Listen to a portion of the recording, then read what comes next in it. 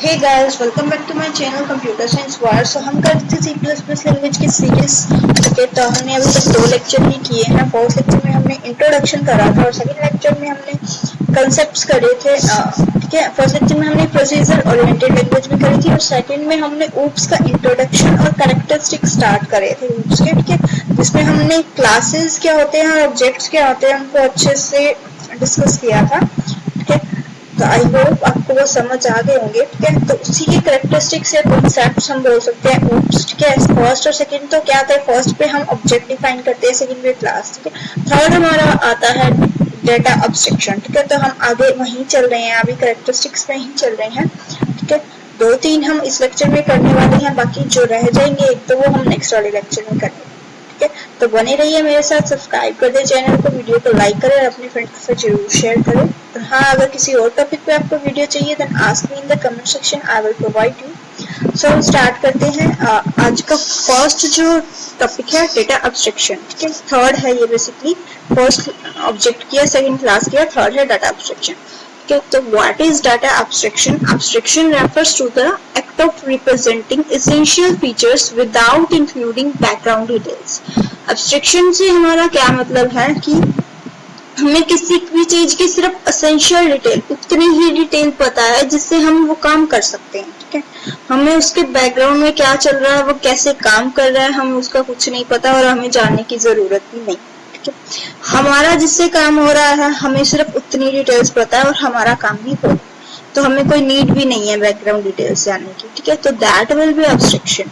एक एग्जांपल के साथ समझते हैं हम। For example, a TV user can switch on the TV and enjoy the various TV programs. ठीक है, एक टीवी यूजर है, उसने टीवी को स्विच ऑन किया और वो आराम से टीवी के प्रोग्राम्स देख रहा है।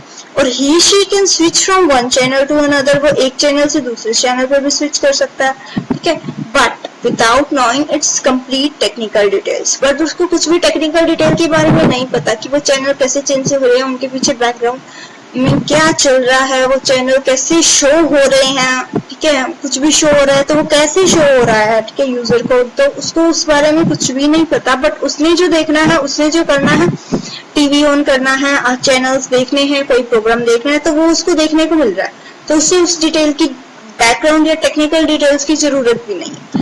तो this is abstraction, act of representing essential features without including background details. Okay, I hope you understand. So what is the advantage of abstraction? Advantage इसका यही है कि one can use an object without knowing its details. कोई भी बंदा किसी object को use कर सकता है उसकी कंप्लीट डिटेल जाने की। ठीक है, this helps the user to use an object with minimum information. तो ये यूजर के लिए ही बेनिफिट है ना कि वो उस ऑब्जेक्ट को यूज कर सकता है जबकि उसके पास सिर्फ उसकी मिनिमम इंफॉर्मेशन है। ठीक है, तो ये आज के टॉपिक में आज के लेक्चर में फर्स्ट करा है हमने डाटा अब्स्ट्रक्शन। नेक्स्ट है हमारा डेटा हाइडिंग। तो डेटा हाइडिंग से कुछ समझ में आ रहा होगा कि यहाँ पे हम कुछ हाइड कर रहे हैं। ठीक है, तो हाइड क्या कर रहे हैं, देखो, access to the private part of an object is restricted in the sense that the function of the object can only access the data। क्या कह रहा है कि access to the private part of an object is restricted। जो भी function का private part होता है किसी प्रोग्राम में, ठीक है, वो क्या होता है, रिस्ट्रिक्टेड होता है। उस डेटा को हम यूज नहीं कर सकते, उसको हम एक्सेस नहीं कर सकते। उसको कौन एक्सेस कर सकता है, उसका फंक्शन ही एक्सेस कर सकता है, उसका मेंबर फंक्शन ही उसको एक्सेस कर सकता है और कोई उसको एक्सेस नहीं कर सकता। ठीक है, तो ये वही बात कह रहे हैं कि access to the private part of an object is restricted in the sense that the function of the object can only access the data। तो उसका मेंबर फंक्शन ही उसको एक्सेस कर सकता है और किसी के लिए वो accessible नहीं है, restricted है। ठीक है, thus the private part of the object are not available outside object। अब देखो, अगर कोई चीज हमने पब्लिक डिक्लेयर करी है प्रोग्राम में तो उसको हम आउटसाइड, मतलब एक फंक्शन के बाहर या फिर एक क्लास के बाहर हम यूज कर सकते हैं। ठीक है, बट अगर कोई चीज प्राइवेट है, मीन्स अगर हम उसको ऑल ओवर द प्रोग्राम जहां भी हमें चाहिए, वो अगर वो पब्लिक है तो हम उसे यूज कर सकते हैं। ठीक है, बट अगर वो चीज प्राइवेट है, ठीक है, तो उस ऑब्जेक्ट को हम बाहर यूज नहीं कर सकते, ठीक है, और ना ही उसमें कोई चेंजेस किए जा सकते हैं। तो ये क्या प्रोवाइड कर रहा है, ये सिक्योरिटी ही प्रोवाइड कर रहा है ना एक तरह से, ठीक है। तो ये क्या हाइड कर रहा है, डेटा को हाइड कर रहा है। तो this property of an object is called information hiding, या फिर हम क्या कह सकते हैं, डेटा हाइडिंग, ठीक है, क्योंकि इसमें जो है प्राइवेट पार्ट हाइड होता है, रिस्ट्रिक्टेड होता है, ठीक है। तो that is data hiding, that is information hiding. एक बार फिर से डेफिनेशन रीड करते हैं। Access to the private part of the object is restricted in the sense that the function of an object can only access the data. Okay, thus the private part of the objects are not available outside object. तो वो बाहर available नहीं होते and cannot be altered by external changes. तो कोई भी external उसको change नहीं कर सकता। This property of an object is called information hiding or data hiding. Fourth हमने, थर्ड हमने किया एनकैप्सुलेशन, फोर्थ हमने किया डेटा हाइडिंग, सॉरी थर्ड हमने किया डेटा एब्स्ट्रैक्शन, फोर्थ हमने किया डेटा हाइडिंग। अब फिफ्थ है हमारे पास encapsulation. So what is encapsulation? The wrapping up और binding of data and function into single unit is known as encapsulation, ठीक है। जब हम डेटा को और फंक्शन को एक सिंगल यूनिट में, एनकैप्सुलेशन क्या करता है, डेटा को और फंक्शन को एक सिंगल यूनिट में बाइंड कर देता है, दैट इज एनकैप्सुलेशन। मतलब जहां पे भी कोई दो चीजों का रैप अप हो रहा है, ठीक है, दो चीजों को वो एक सिंगल एंटिटी, एक सिंगल यूनिट बना रहा है, तो वहां पे हमारा एनकैप्सुलेशन हो रहा होता है, ठीक है। तो यहाँ पे क्या डेफिनेशन है, रैपिंग अप और binding of data and function into single unit is called encapsulation. उस प्रोसेस को हम encapsulation बोलते हैं, ठीक है। उस रैप कौन कर रहा है, encapsulation कर रहा है, ठीक है।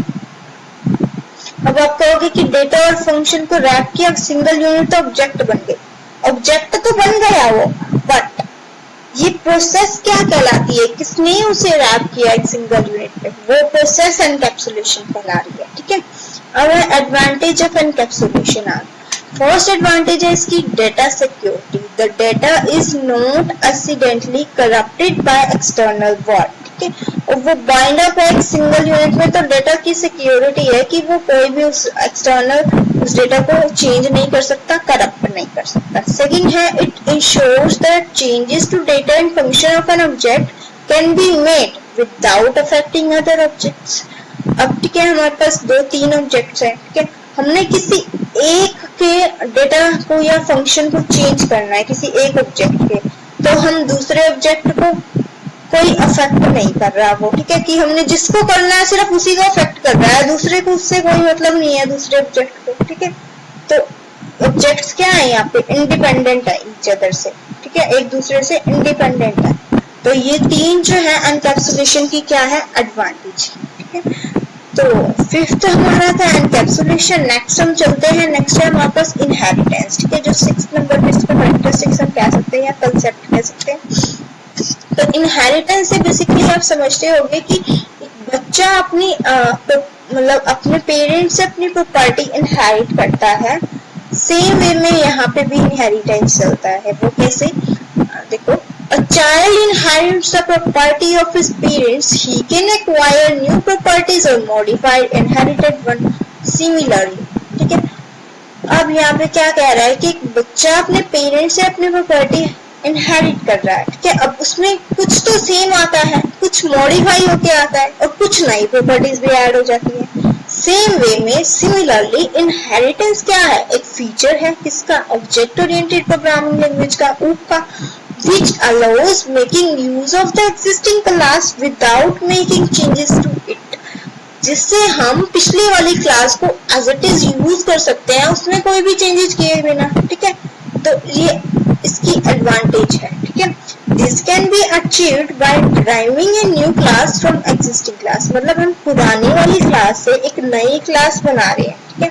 हम अब कुछ उसके feature as it is use कर रहे हैं, कुछ उसमें नए फीचर ऐड कर रहे हैं, तो ये हमारे लिए इजीली है ना कि हम उसके फीचर्स ऐसे के ऐसे उठा के यूज कर रहे हैं, हमें कुछ नहीं करना पड़ रहा, और अगर हमें नहीं ऐड करने हैं तो हम कर सकते हैं, वो भी कर सकते हैं, ठीक है। तो ये इनहेरिटेंस होता है। डिराइव्ड क्लास या आप डेफिनेशन में सिर्फ यही लिख सकते हो, a derived class inherits all the properties of base class। Inheritance में क्या होता है, जो डिराइव क्लास है वो बेस क्लास की सारी प्रॉपर्टी को इनहेरिट कर सकती है, ठीक है। More properties can be added to the derive class, और प्रॉपर्टीज भी ऐड कर सकते हैं कि अगर हमें चाहिए तो हम और भी ऐड कर सकते हैं, ठीक है। तो ये इनहेरिटेंस है, ठीक है। और इसकी मेन एडवांटेज क्या है, हम उस चीज को ऐसे कैसे उठा के यूज कर रहे हैं, तो यहाँ पे रीयूजेबिलिटी हो रही है, ठीक है। Reusability means that we can add additional feature of that an existing class without modifying it। मतलब उसके फीचर ऐसे कैसे यूज कर रहे हैं मॉडिफाई किए बिना, और अगर हमने और ऐड करने हैं तो हम उसमें और भी ऐड कर सकते हैं। अब हम इनहेरिटेंस का एक एग्जांपल देखते हैं। फॉर एग्जांपल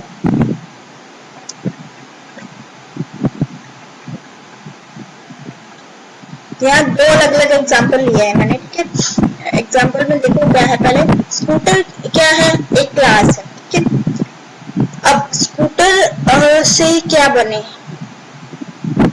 सॉरी, ऑटोमेटिव क्या है, एक क्लास है, ठीक है। ऑटोमेटिव में हम 2 व्हीलर्स भी ले सकते हैं, 3 व्हीलर्स भी ले सकते हैं, 4 व्हीलर्स भी ले सकते हैं। 2 व्हीलर्स में क्या आ सकता है, स्कूटर भी आ सकता है, ठीक है।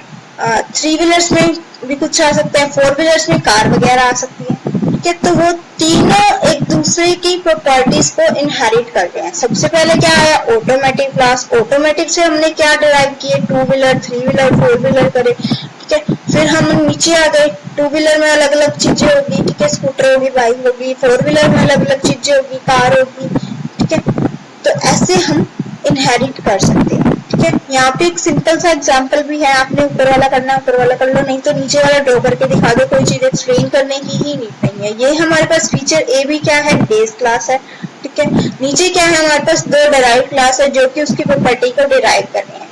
फीचर ए बी उसमें एज इट इज आ रहे हैं, ठीक है, एज इट इज हम उनको यूज कर रहे हैं, बट सी और डी हमने नए ऐड किए हैं, ठीक है।